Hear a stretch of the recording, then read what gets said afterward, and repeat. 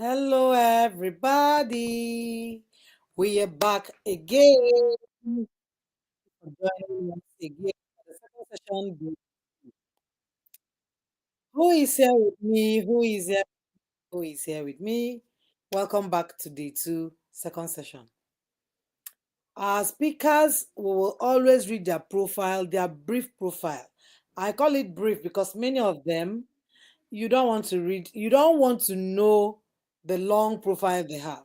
And one of such people are sorry, is this next speaker we have. One of such people who have this plenty long profile. Even as we speak, he's a student studying one family life program and another and another and another. All because he wants to impact us on what we call trauma. You see that thing called trauma. Hmm. Today, your eyes will open beyond what you knew before. And that's why Mr. Alex is here to do justice to the topic of today. Welcome again, and thank you for joining. We will be reading a brief profile of our speaker so that we know little about him, and then we take it up from there. He's already at the backstage. I know he's loaded. I know he's waiting for us, and then we take it up immediately. So we have Prince Alex Madujemo, who is the managing director of Mindview Therapeutic Trauma Center, Abuja. Did you get that? Mindview Therapeutic Trauma Center. Did you hear that? He's a certified CBT, EFT, EMDR therapist specializing in adverse childhood experiences. He's married to Patience, his wife, and together they are blessed with two children. I intentionally made his profile very brief. From the certifications you have read, you know that this person is an ongoing movement. As we speak, like I said, he is still back to school, studying another angle of family life. So today we are honored to have Prince Alex. It's such a pleasure to have him to share with us on the topic from brokenness to breakthrough. Hello, Alex. Let's see.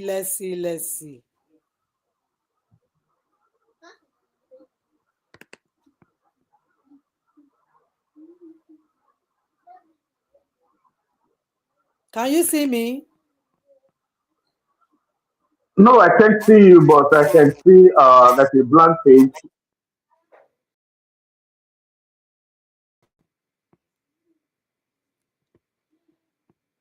Can you see me? Can you hear me?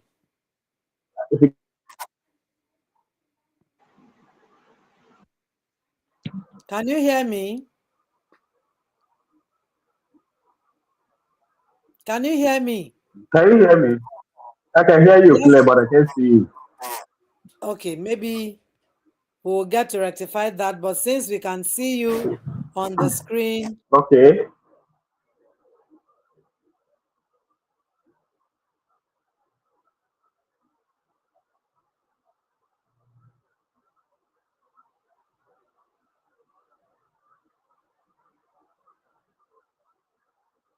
Can you still hear me?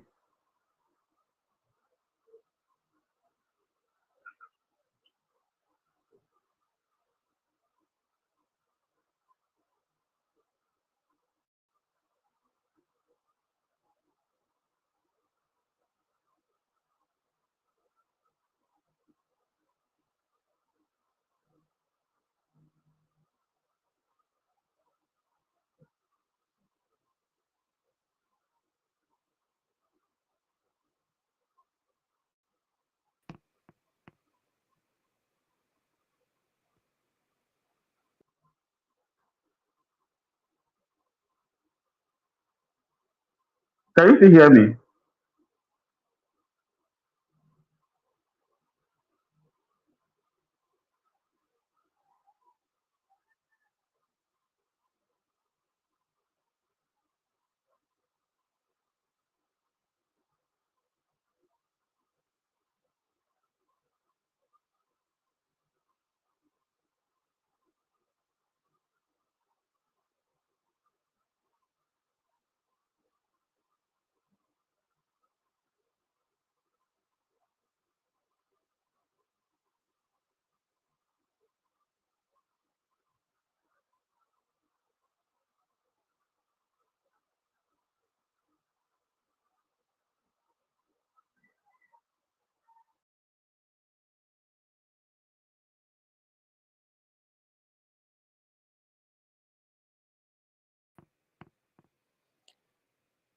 Please join back if you can hear me, Mr. Alex.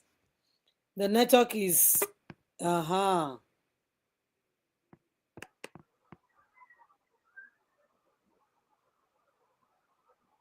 Please join back if you can hear me. Yes, I can hear you now. Okay. Please, can you join back again?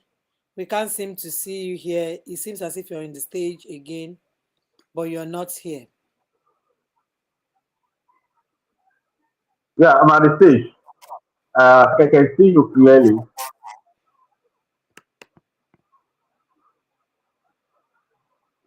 Okay.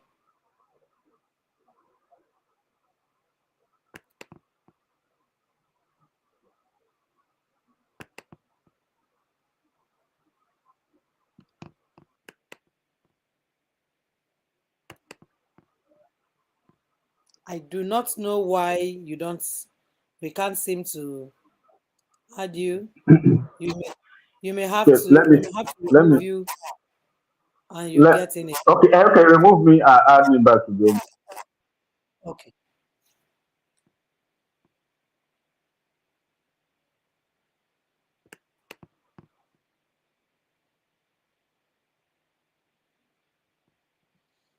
Okay, great. Please join back again if you can hear me so we can add you to the stream.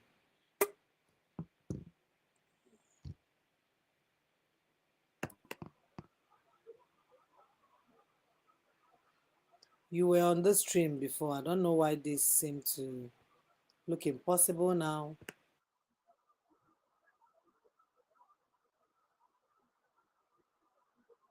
Okay, I think what you will do, remove me. Let me add myself back again.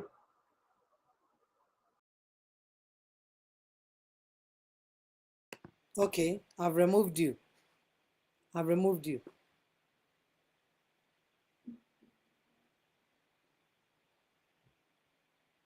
This session is a must. Is a must because this is what's the crux of the matter that humans are dealing with. Can you see me now? Yes, please. Okay, much better.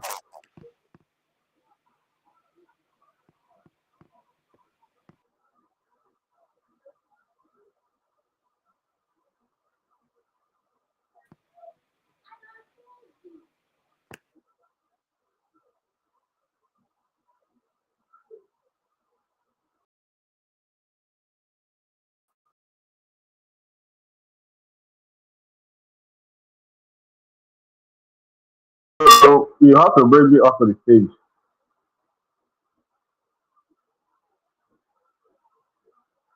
I can't even hear you.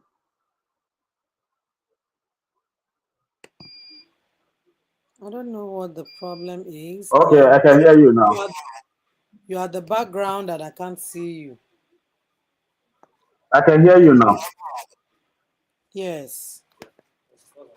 I don't know why what the problem is.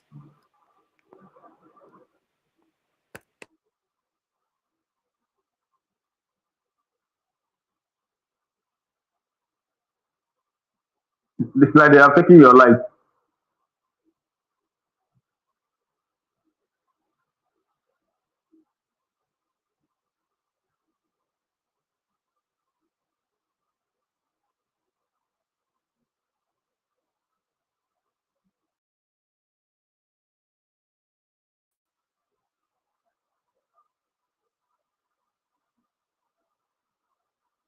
Okay, if you can hear me, let me know. Yes, we can hear you loud and clear. Okay, very beautiful. Please take Network is off the trying to mess stage. everything. Your time is Oh, already okay. running. Yeah, I understand. Hello, everyone. Good evening from this end, from Nigeria. You're joining from abroad or wherever you're joining from. Okay. First, let me thank you, Vivian, for putting up every effort to organize this program, healing the families. Because actually, I I can say uh, families need healing now more than ever before. If you look at the dysfunctionality in the society, it is not because of the society, because society is family is a fragment of the society. Whatever behavior you see in the society is a behavior that was seen in the family before we came to the society. Because every child was first raised in a home before they become a member of any society. So, particularly in the Nigeria context, if you look at the dysfunctionality, even in our political space, okay, in our work environment, there is a whole lot of dysfunctionality. It is not because that um, the society itself is bad. It is because there is something that needs to be fixed within the family context in the first place. Like I always say, this is my regular quote: a dysfunctional mindset can never or can't create a functional system. Why do we lack a functional system in Nigeria? Because we have a dysfunctional family background that we need to begin to look into. I'm not going to be talking from the point of me being a psychologist or I have read this or I have this. I think you listen to what they were reading my profile. I'm going to be talking from my own personal experience, okay? Because I was raised in a very dysfunctional environment. I'm going to be as vulnerable as I can, okay? I was about a year old when my mother dropped me. I don't know what happened between she and my father, and that is between two of them. Okay, dropped me, and my father handed me over to my grandmother. And my grandmother was a very highly dysfunctional person. And being a child, I don't have, children can't, you can't run. You don't have anywhere to go to. So you have to imbibe all those behavior within that family setting and begin to adapt to them. That adaptation could come as a form of anger, okay? That adaptation could become of addiction. That adaptation could become as a form of, when I mean addiction, it could be drug addiction, sex addiction, impulse buying, and every other thing. So I was beginning to adapt to the environment because the environment was not healthy to raise a proper child. So do I blame her? No. Was she a bad person? Probably not. But she also has her own issues that she actually never dealt with, and she was not even aware of those issues. So from the point she came from, so she relates with everybody around her, not just me. Okay, not because she hated me, not just me, everybody around her, the same way she related with me. So those who could avoided her because I couldn't as a child. I don't have anywhere to go. I don't even know where my mother is. I don't even know where my dad is. So I have to keep adapting to the environment, and it creates a dysfunctionality in me as a person. So when we're talking about from brokenness to breakthrough, and I can categorically tell you that uh, I wouldn't say I'm there, but I will tell you I'm on the process of being there. So what are this process of me being there? How do I raise my children from the background that I have, that I came from? How do I raise them differently from the background that I came from, that I will not bequeath all those dysfunctionality to them at the same time? Because when we're talking about healing household trauma to prevent the generational cycle, it is not all about um, you becoming successful financially.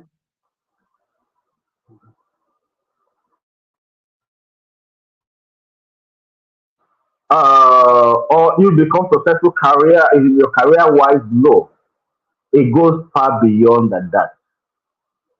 It's about how you relate with people within your circle, within your environment, and particularly within the family context.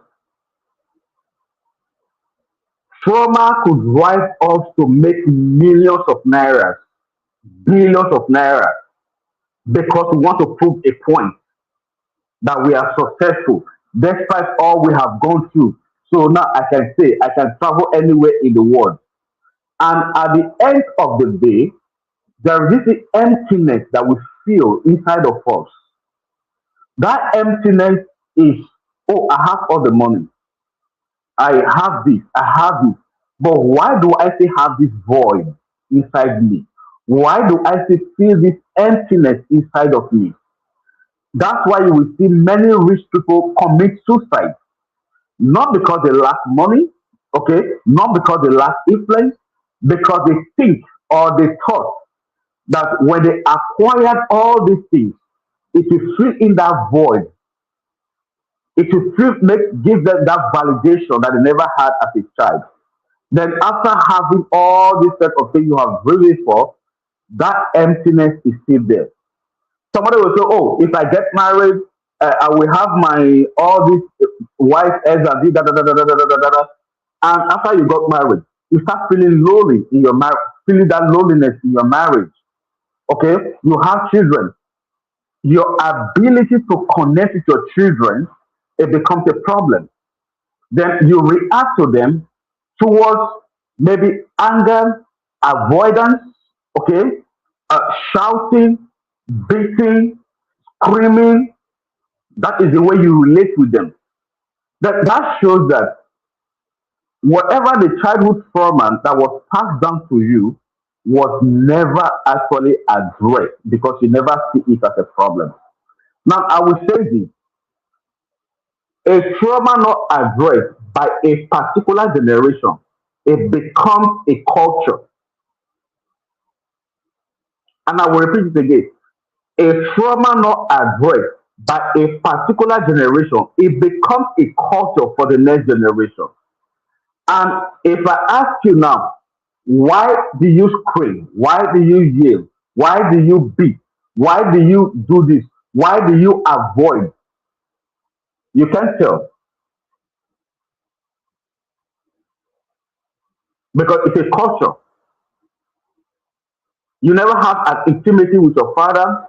You never have an intimacy with your mother. You never have a proper conversation, a healthy conversation with your parents. It becomes a culture. So when your children come, they want to talk to you. That sounds like a disrespect in the way, in the manner in which they want to talk to you. So what do? You build up a wall. You try to be the boss because you were raised in an environment where the boss is the one that is being listened to. So you that were under shouldn't be listened to. So you build up a wall, and that wall you have built is affecting your ability to communicate emotionally with those that are matters to you. So, like I always say, until you're first of all connected with your children emotionally, you can't so I will dive into the conversation because the time I've already been well spent. Now, first thing first, you have to understand is as a parent, okay, we all are broken. We all are broken. I'm here to see anybody that said you, oh, I was raised in a very perfect environment, not because you didn't have a wonderful parent, no, not because you didn't have a wonderful parent, no, okay, because your parents also they have their own struggles that they were passing through, and the first thing you have to understand that children learn through energy, not through what you say. Children learn through energy, the energy in the room, the energy in the environment. the energy in how you do things. Children don't learn by what you tell them to do. You tell them to do this, you tell them to obey you, you tell them they disobey you, you want to discipline them, you want to punish them, and not. They learn through energy. That is how human learn. That is how human brain learns. Human brain learns through how will unconsciousness. Okay, now let me ask you a question. Have you ever been in a place where uh, a music have been played repeatedly? Maybe you don't like the music, but you find yourself in a place where that music is being played repeatedly. Do you know that sometimes you begin to see yourself verbalizing or having the verbal repetition of that music? You begin to sing it in your subconscious mind until you have to catch yourself. What am I? I don't like this music. Why am I singing it? But it will repeat itself again. So that is how children learn. Children learn from environment by energy, by what they see, by what you do, by how you do it, and how they copy everything. Children listen with 5% of their conscious mind, and they learn 95% with their conscious mind. So your ability to actually heal from your past so that you will not bequeath those your unhealed, you will not repeat the same cycle to your children. You might hate your father for what they did. You might hate your mother for what they did to you, how they treated you, how they abused you. If you are not conscious, this is we're talking about consciousness now. If you are not conscious about how you begin to heal from those wounds that was bequeathed to you, you will transfer the same wounds to the next generation without you not knowing. It doesn't mean you are a bad person, okay? It doesn't mean you are a wicked person.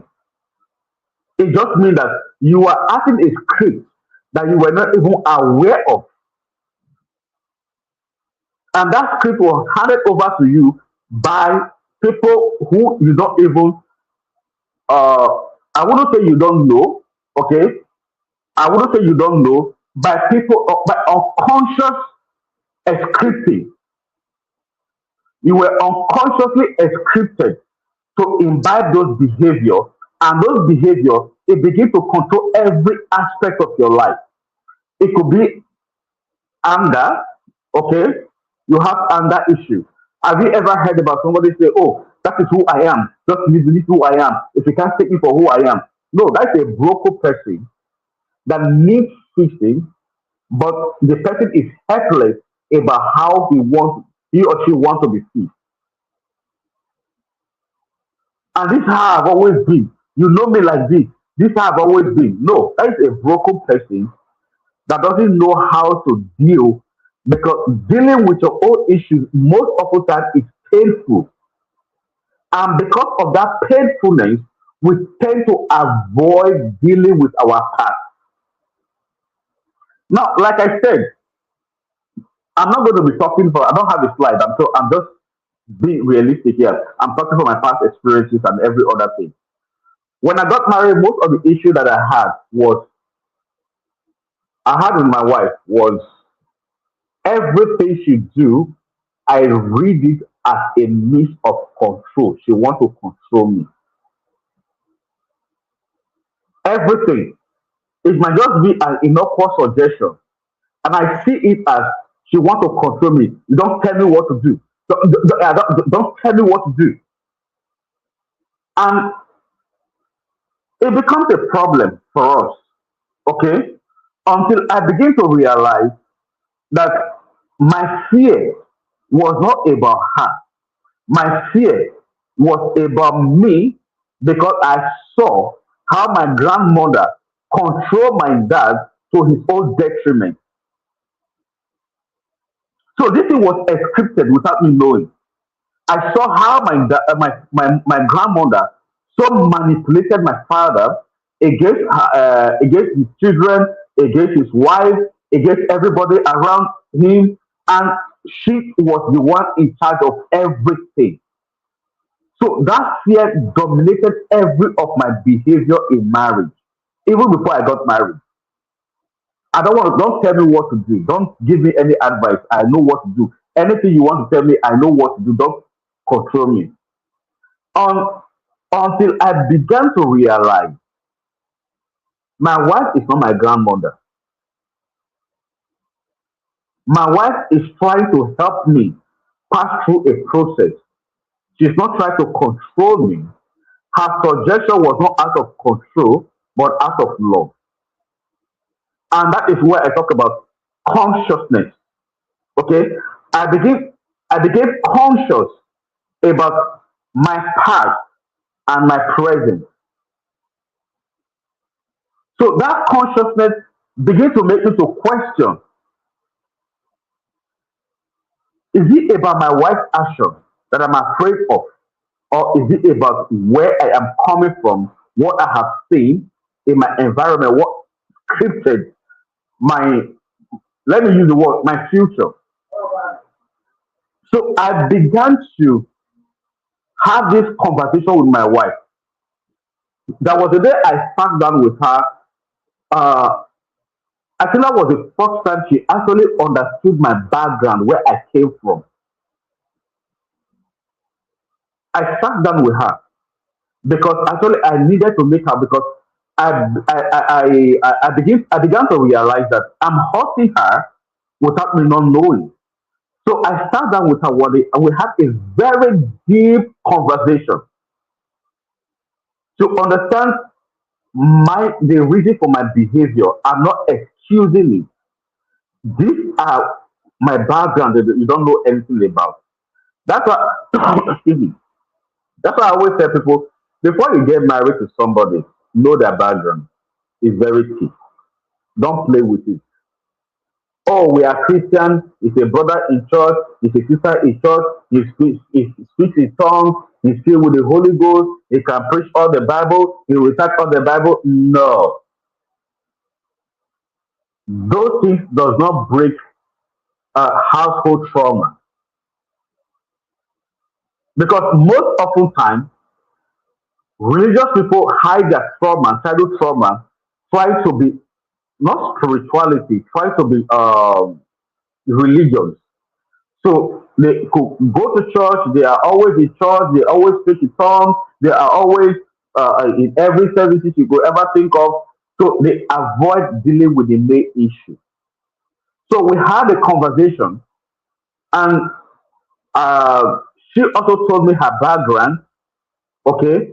And it was an, let me use, that is one of the most intimate conversation I ever had with my wife before we got married.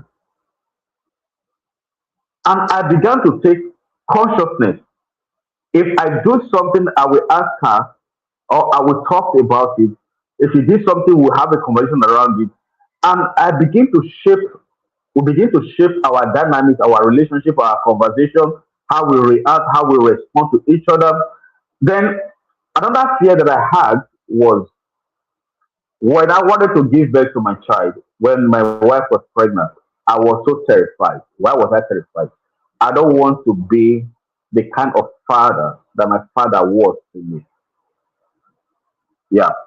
I don't want to be because he was an absent father, which I hardly, he was a police officer, which I hardly see. I see him maybe once in a year when he's on leave. And even when he comes, we never had any conversation. We never talk. We never sit down. I see him from a distance. So when my wife was pregnant, the most terrifying moment for me was, what kind of father do you want to be to your child? And I knew I don't want to be like my father. That had already been settled. But how do I navigate from not being like my father and being a present father in my children's life? So in that moment, actually, um, one, I think it was, yeah, it was a Sunday morning. My wife got prepared. She wanted to go to church. No, in the morning, I was coming out from the bedroom. I was going to the bathroom, and I have this inspiration. Whatever you think Whatever you wanted your father, or how will I use the word? However you wanted your father to have treated you, treat your children like that. And which it was a very bogus thing, very, very bogus. However you wanted your father to have treated you, treat your children like that. So it was Sunday morning. My wife came, honey, are you not going to church today? I said, honey, no. Because I want to actually dissect that word. I want to write everything down. How would I have loved my father to treat me? I want to write it down. I want to have it on the script. I want to write everything down. I didn't tell her. I said, honey, you can go to church. I don't feel like go to church today. We should go to church now. Who will I say, please? Okay, if you can't go to church, you can stay. But if you can, please go. There's something very important I need to do. She left. I sat down on the table from 8 a.m. till she came back. I was still writing how I would have loved my father to treat me. How I would have loved my father to treat me. I was still writing. I wrote and wrote and wrote. Sometimes I will stop. Sometimes I will continue. Sometimes I will stop. I will go to the kitchen, take a coffee, come back and start writing. And that became my blueprint in my parenting path. The first thing I actually wanted was I told myself I want to be the first person that my children see when they wake up in the morning. I want to be the first person the last person they will see when they want to go to bed. Okay, and in all of this, in how do I treat my wife and every other thing, I scripted everything out, and it becomes my blueprint that I'm still running with today. I'm not saying I'm perfect. I have a very wonderful relationship with my doctor, which is our last born. As I speak to you right now, I'm in Kaduna. I'm in the hotel room and everything. She have called me over how many times today? That the way when are you coming back? So what am I saying? Generational trauma is real. It is not spiritual. It is psychological and emotional. So the only person that have the ability to break that cycle is you. So how do you break the cycle? I have already given you. What were the things that your parents did to you? Okay. What were the things that your parents did to you that you don't want to transfer to your children? Now, let me draw the baseline. Many of us think, oh, our parents treated us so badly, they abused us, so therefore we become overcompensating in our parenting style. No. Knowing how to draw the line between being abusive and becoming an intentional parent, not overcompensating, allowing all kinds of permissive behavior in your child's life. No. So when you want actually need to break this cycle, the first thing you have to do is the place of consciousness. Okay? When I mean place of consciousness, it's not about blaming anybody because your parents did what they know at that time. Our parents never had this opportunity that we have now, the information that we have now. What they know then was what they know then. Now you also have to know better. Like I was talking to a parent, okay? I went to, she's a woman, she says this provision and everything. I went there and I saw his fox son was kneeling down under the fox son. I said, ah, madam, what happened? Why is Chimaya under the hot sun? Yeah, don't mind him. He was beating his sister. He beat his sister because his sister did this. I said, okay, now let me get something first. Let me get it ready. Where does that beating come from? Because you were always beating him whenever he did something wrong. So he copied that. He copied that from you, and now he's applying it. You are punishing him for that.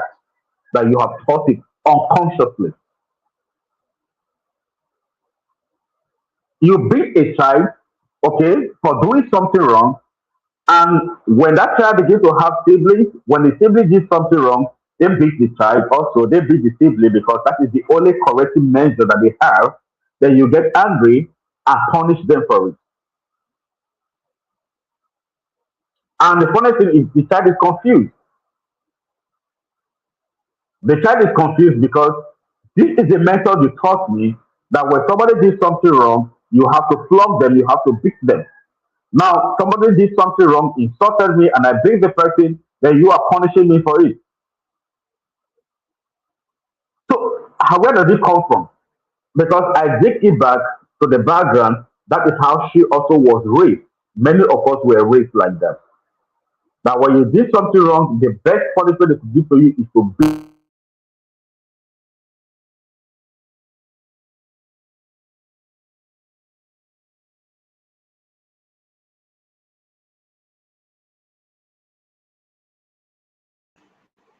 Somebody will be free.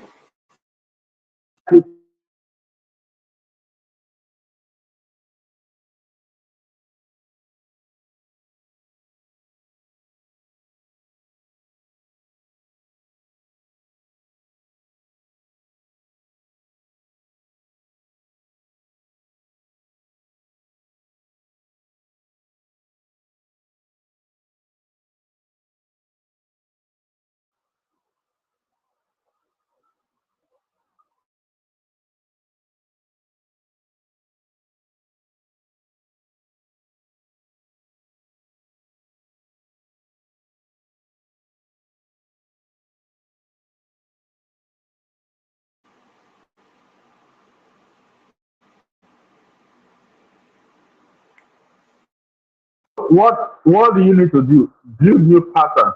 Choose differently. Okay? Build new patterns. Like while we're having this program is to build new insights in a small deliberate every moment. The essence is not for you to become a perfect parent, okay? It's for you to become an intentional parent. So script new responses. Number one, script new responses. Because every response you have is an automatic response. It is not coming from you. It is coming from your subconscious mind. The way you were scripted as a child, that is how you are responding to your present situation. You have to script, uh, like the way I said when I was about to give birth to my child. My fear was what kind of father. I drafted a new script. I didn't just draft it.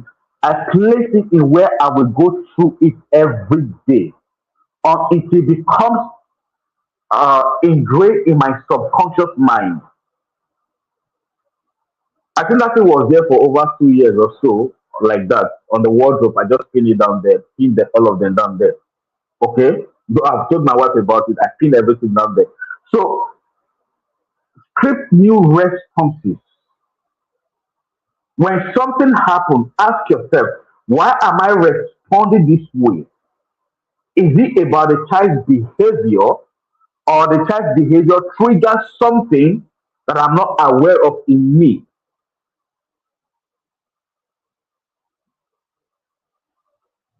Like many of you will say, oh, no, children are very annoying. No, children are not annoying. Children are very exciting, very wonderful people. They trigger you because there is something that have already been scripted in you that you are not aware of. That's why that behavior, every of that behavior triggers you. Every of their behavior triggers you. And most of the time, you want to avoid that behavior.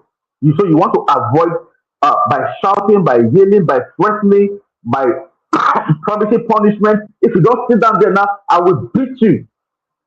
What does it tell about you? You, not about the child. You first. Don't forget, a gun will never explode without a bullet inside. If you give me an empty gun, no matter how I pull the trigger, it will never explode until there is a bullet inside.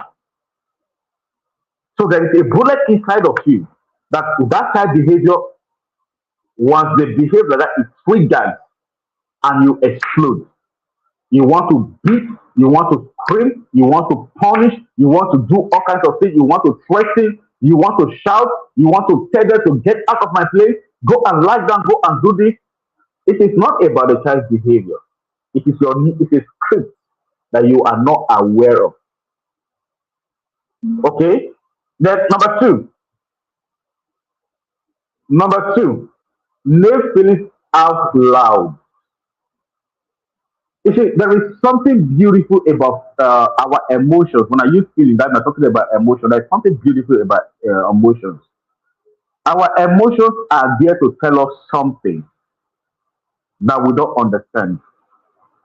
When you constantly get angry with your children, shout, excuse me,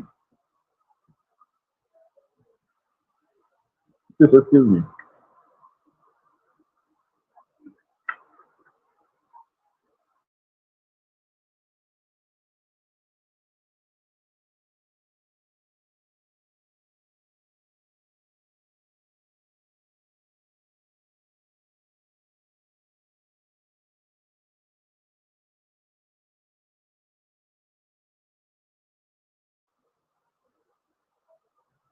When you constantly scream, yell, shout at your children, it shows that there is an emotion that have been buried inside of you. There is nothing wrong in you naming those emotions or say them loud. Ah, these children are making me so angry. Or I'm so angry. My boss is making me so angry. You see, when you are doing that, you're allowing your brain to actually process how you feel. And in that moment, what happens is that your brain begins to process how you feel. And when your brain begins to process how you feel, it begins to trigger I don't know. Can somebody still hear me?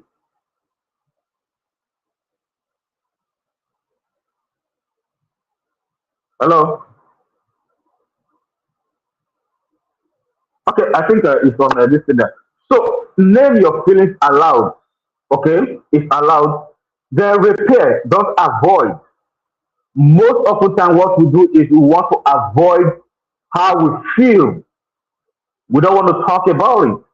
And like the first thing I said is, I had a conversation about with my wife. The reason for my response to her. That is how I feel. So I stopped running from it, and I wanted to repair. Okay, the first thing point of repair is having a conversation. Conversation not to respond, not to excuse, not to accuse. Oh, you are the one making me feel this way. You always talk to me like this. That's why I behave like that. No, I wasn't avoiding. I wanted a repair. I actually wanted a repair. So I had that conversation. Had to have conversation. No accusation, no blame game. Um, if you're not treating me like you always treat me like my grandmother. If you stop talking to me like my grandmother, because she's not my grandmother, she's not responsible for my childhood. She's my wife. So you have to address the issue, not to avoid it. Then practice for everyday healing. Check family check in. Okay.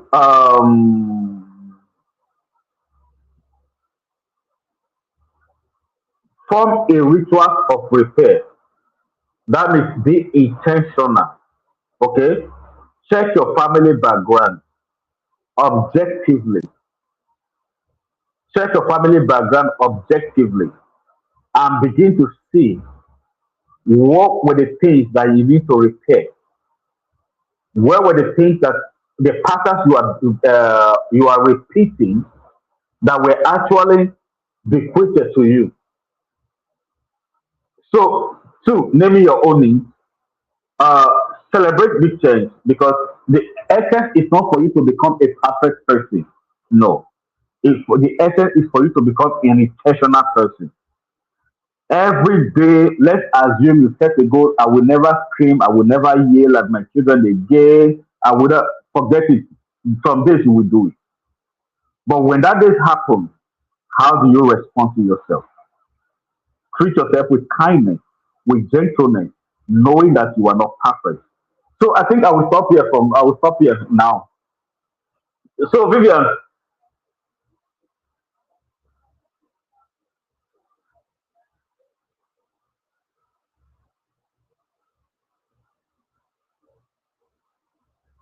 I hope I wasn't speaking to myself alone.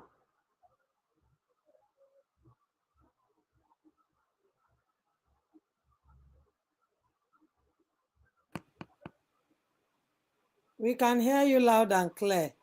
Can you hear me? I was afraid. Yes, very clear. Very, very clear. And the chats are buzzing up, so I know that everyone can hear you. The chats are Okay. dropping. Yes, the chats are Okay, dropping. okay, okay, okay, okay. So, any questions before I find out?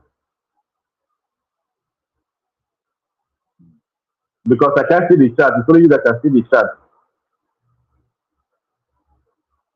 Yes, please. I can see the chats. Yes, please.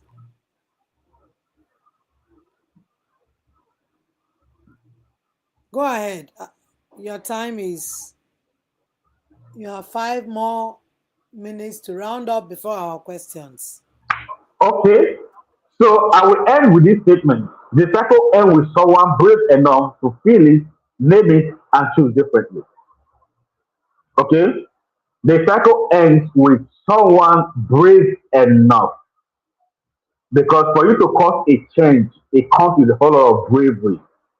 When I mean bravery, doesn't mean that you have to go and fight to become a warrior, take sword to go and fight everybody that hurts you. No. It means that you are able to sit with yourself and deal with the issues that you have been struggling with and begin to do journaling, like what I did, okay? Journal everything you have ever experienced, the kind of roadmap you want to have, and you have to feel it. You don't have to deny it. You see, most of the time is that we live in self-denial. We try to avoid how we feel. Somebody hurts you, you don't want to feel it, you just avoid it. That is the most dangerous thing that you could ever do to yourself. You have to feel it. If you are angry with the person, own up, I'm angry. If you think, oh, what my parents did to me, they treated me badly, I'll be trying to avoid it. No, feel it. Bring the feeling to the bring it to the present. Okay, feel the anger. There is nothing wrong with it. Feel the anger. If it is bitterness, feel it. Don't try to avoid it because whatever emotional um, torture that you avoid or you try to feel, you will translate it to your children. Feel it. How did somebody treated you? Feel it. Go through it. You are angry. Feel the anger.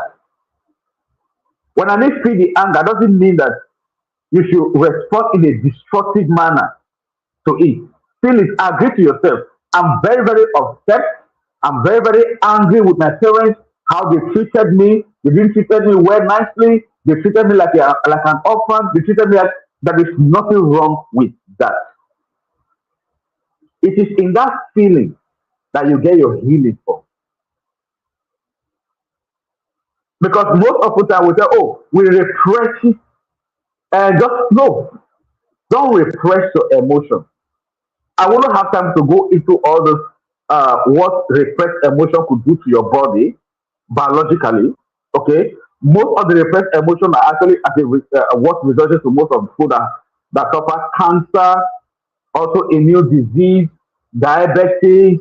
Just name all the terminal disease. You got repressed emotions because emotions repressed will find a way to express themselves through biology.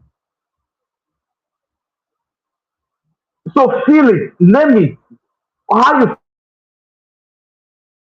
I'm angry right now. I'm very, very upset. My boss talked to me today like this. I didn't like the way he spoke to me. I'm very, very upset. Name it. But lastly, choose differently. That is where the essence of this um, seminar is all about. Choose differently. Choose how you respond. Because even till now, sometimes if I think about how my grandmother treated me, I still feel get angry. I still feel bitter. I still feel oh, but on the other hand, that is just the experience. You know the funny thing, when she was sick, I was the one that carried her from my village to Lagos, from Lagos back to the village. Before she died, I was the one doing everything for her. But sometimes if I think about it, it still makes me feel angry. It still makes me feel upset. It's normal, it's valid. There is nothing extraordinary about it because we are human beings. Because we are trying to improve on ourselves does not erase the memory of the hurt and pain we had in the past. It's still part of our experience. But just that we choose to behave differently. That is the intentionality that we're talking about. Okay, so William, thank you very much. I think I will stop here.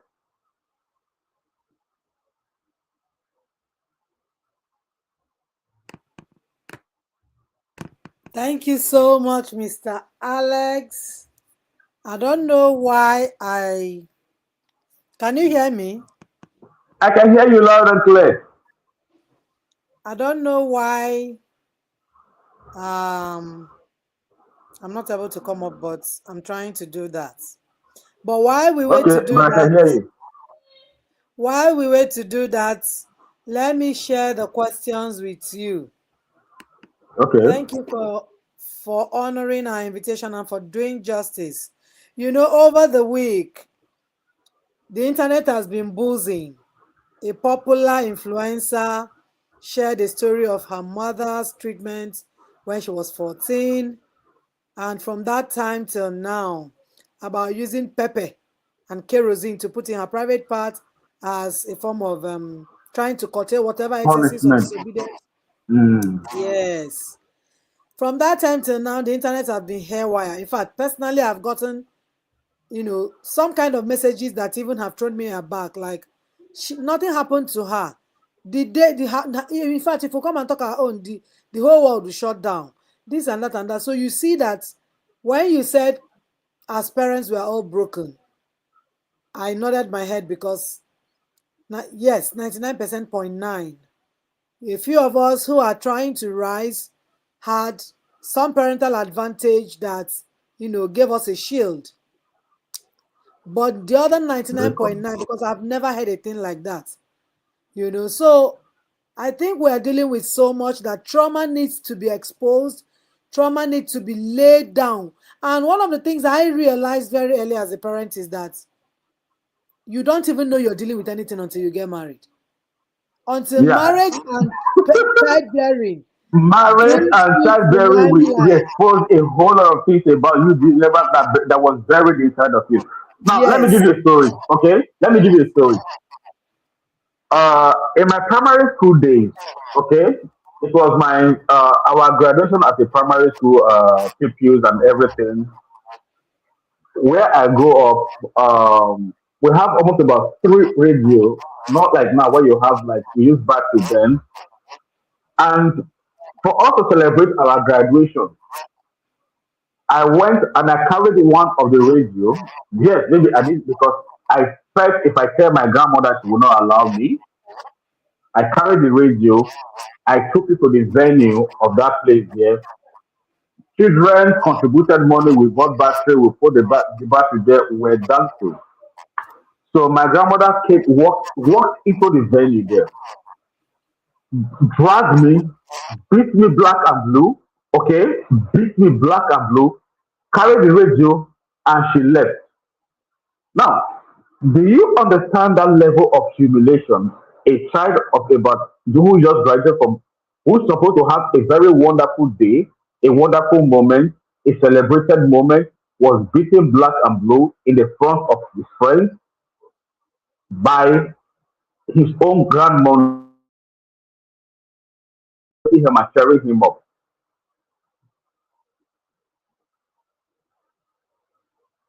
Do you understand it now? Now, when my from primary school to secondary school, there from primary school, I did everything necessary to make sure that I was present with him. Okay, not just present with him. We went out after the graduation party. I paid for everything, the gown and everything, celebrated him, took pictures with him. We went out after that. We bought ice cream, we bought everything, drove around, we came back. I made it a very happy moment for him. That is becoming intentional. Like like what you stated, somebody in fact many, just not just one. Many are worse than that. It's just that we don't want to have the conversation because when we have it, they begin to shame you. And my own words pass your own. If I talk my own, what to do your own. And that is where we begin to mute people's voices to talk, to express themselves.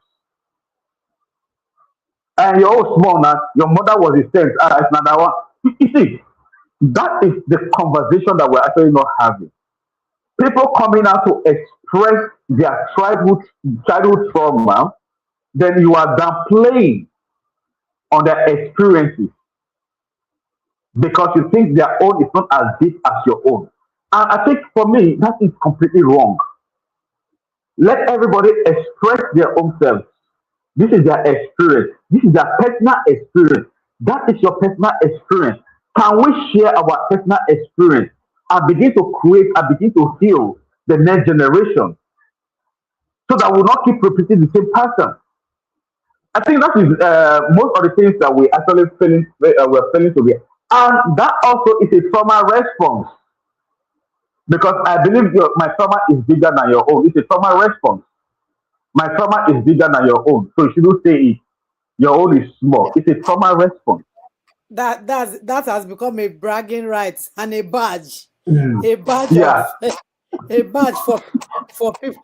It's unfortunate, and the truth is, no matter how well read you are, no matter your status in the society, these things unconsciously appear in every area of your life, every every area. aspect of your And you life. see Every a aspect of well your life. dressed, gorgeous man or woman, but then you find their responses to situations and attitudes to people. You're wondering, like, how you can match their status and their behaviors. So it's something that I particularly tell parents only parenting education can expose you or expose the inner Exactly. child to you, expose yourself to you. Exactly. It will Because expose you to you. The you that was hidden, the you that was avoiding, all of the, oh, oh, your light is off and they all have that. taken our they have to switch up to what they call Yes, it. that's Nigeria. That's Nigeria. There's no problem Mm, about that. We know that's our mhm. system. So it's going to expose a lot of you. Marriage and parenting will expose the real you to you. All the while you think you're this, you're that, and that, you didn't even know who you were. Okay, that's why I teach parents that parenting doesn't begin from when you start having children. It's a journey that you begin consciously and intentionally before you start having them. When you expose Even before yourself you to many, even before you start thinking about getting married, even absolutely, before you start thinking about getting married. You see, most absolutely. often time, I think my journey, I would say my journey in my marriage is because I become very, very emotional. But I wish uh, in 2000, okay, in 2000, I read a book by Bill Clinton. I've forgotten the title of that book, okay, where he said he had a journal, the kind of father, the kind of husband he wants to be to his family. I'm trying to remember the title of that book. It's a very voluminous book, okay? That actually helped me to go and sit down. What kind of father do you want to be? What kind of mother? But then it was like just like on a very soft surface, not deep, not in depth. Okay, not in depth until I was faced with childbearing and marriage. Then I begin to deepen the whole thing. I think what every intended young adults or mothers who are raising children should begin to educate their children is that marriage does not happen on the wedding night or on the wedding day. Marriage happens from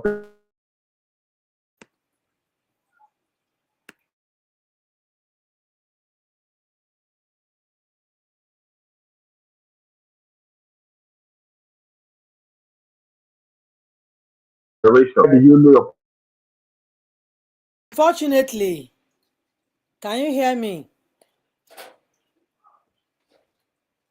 Can you hear me? so how well do you yes I can hear you. How well do you know your partner's background? Not to judge them, okay? Not to judge them, to understand where they are coming from. Yes. How well do you study the father? How well do you study the mother? What characters can you say from the mother and the father, even the grandparents? That when you begin to see those characters being exhibited, you know where they're coming from. Not to say that, oh, you're like your father. And I feel your mother behave. And I feel your grandfather they behave. Or I feel your grandmother they behave. No, not from that context. To understand their behavior. When it's coming, you know how to deal with it. Absolutely. Because in this part of the world, we actually don't prepare for marriage itself, which is the life that we're going to be living. We prepare for the wedding. So a lot of Yeah. preparations go in for what to buy, what to be shared, and all of that, just that particular day. That's why we have this kind of rate of divorce that we have in today's world. Because basically, there's no background that prepares you, that empowers you, that teaches you. Especially even now that we now have, I call it arrogance of knowledge. Knowledge is everywhere, but people tell you, no, no, no, they what are they going there to do? They know what they are doing and all of that. People are exposed, but they know nothing.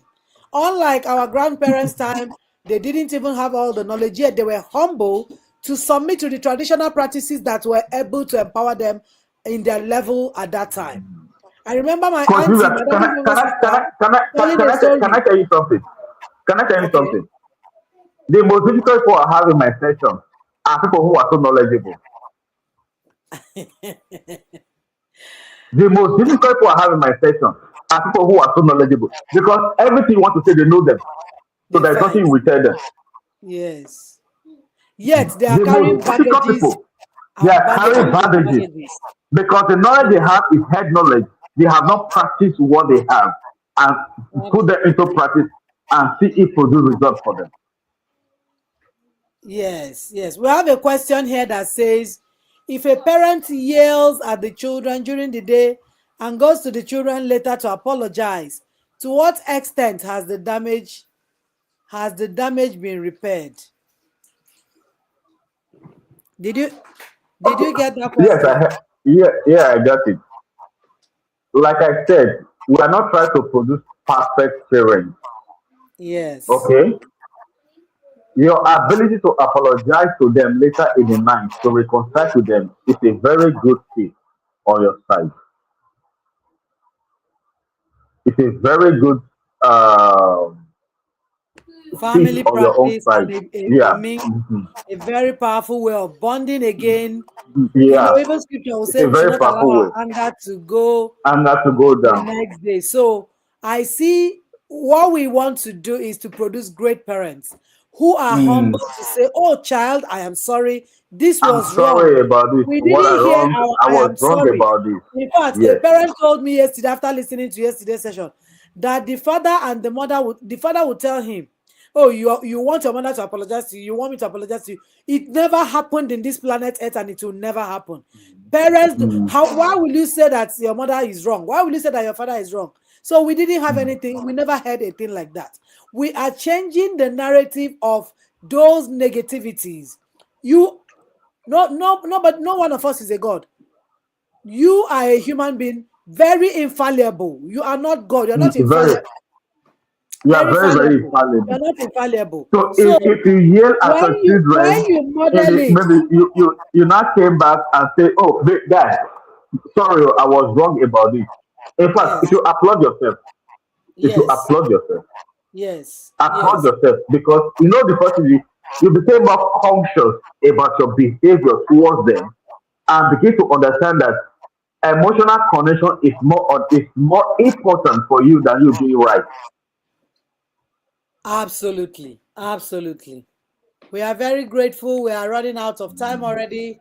Thank you It's all so right. much for this empowering transformational session.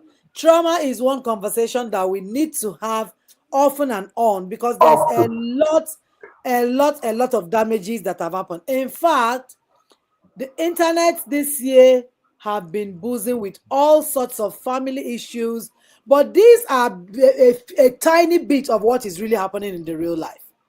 Like you would mm, say, we are coming from a broken backgrounds. We are broken background. damaged people. Men and women are fighting because there are damages that the moment you say anything that looks like conversation, it becomes confrontational because you don't want to hear it. So it is something that we don't want to stop. The awareness must continue to go on. In fact, one of the benefits that the tribals will be having in 2027 is that their personal webinars that come monthly, some of the people in our system will be taking up those sessions and you will be at the forefront. I'm saying it publicly because I want people to know the benefit they will be getting when they're in a smaller unit where everything cannot be said. We can't say everything here. We cannot say everything here, okay? But we can say so much in the system where we are learning the real practices of living healthy, fulfilled life, okay? Because it is about our life. Parenting education would really affect everything about your life. Can you still hear me? Can you still hear me? Okay, thank you so much, Mr. Alex. And thank you, everyone who have joined this last session of the day. We can't wait to see you again, same time tomorrow. No, not same time, not 3 p.m. again, 2 p.m. West African time. Our first session goes live tomorrow, 2 p.m. We can't wait to see every one of you. And do not forget to reach out to us to register for the Build Your Home Time. We call it BYH Tribe, the program that runs yearly where we train ourselves, where we empower ourselves to become the best parents your child needs and your child deserves. See you again tomorrow and thanks for joining. We God bless you and bless your families. See you tomorrow. Have a good night rest.